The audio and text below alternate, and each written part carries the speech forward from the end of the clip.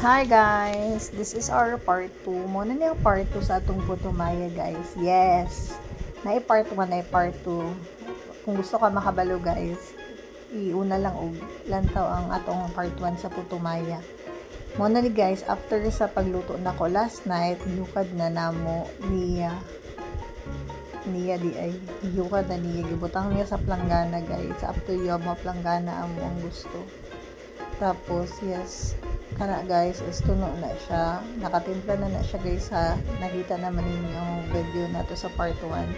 Timplahan na niya guys, i-spread na niya all over sa putumaya kay lutuon na siya taod-taod after niyang pag-mix kailangan ang atong pag-spread guys sa tuno dapat fair ug bantay siya tanan kay para ang katong nasa ilalom guys mabutangan og tuno. Dili pwede nga ang uban tamis ang uban tab-ang, dapat pantay gud siya. So hinay-hinayon lang gud yung himay guys, and then i-transfer niya sa kabila nga bowl kay dito niya i-mix tong mga nasa ibabaw gud nga nabutangan. Lisod pud og dira na to i-mix no kay dako ba yan, di siya pwede i-mix dira. So need yan, yes, na siya o dira niya i-mix na. Tapos nakita ninyo i-transfer na ito niya guys, so na po niya ipakita i-transfer na niya sa kaldero. Tapos same procedure yung ibuhat guys, kana almost pahuman na po siya. Fast forward na pahuman na siya, and then human na gitak-ang na niya guys, 2:30 niya gitak-ang. Tapos yes, nabalot na nako. Oh my god, nako'y na-miss nga part ani. After ato guys, kay ako na to sa niyukad ug ako nagbalot na ako guys. By 10 akong arrangement guys.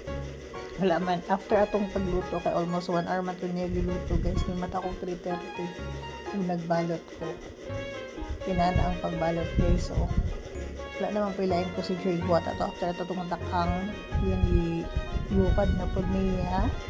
Tapos yes, gibalot na nako guys. Inana ang pagkumpid sa dahon guys. Sa una dili ko kabalo ani, magpatabang ko permente kay mama ani ba pag magbutang ko kay medyo hasulan jud ko ani guys. Kunya kabalo ka guys once nga magtinda ka guys, maging tindera ka guys ug magnegosyo ka para sa mo taod-taod na pod ni siya, almost 2 years na pod ani guys. Nakita ninyo nag-ihap ko, gibaytan na nako guys kay para dita magsig-ihap nga pila na imong nabuhat para mas paspas ang atong trabaho. Tapos ikaw na ang bahala magtansya guys, as makabalo na pud ka na guys, matansya na nimo ang kadaghanon nga masakto matarong nimo og pag close ang dahon. Time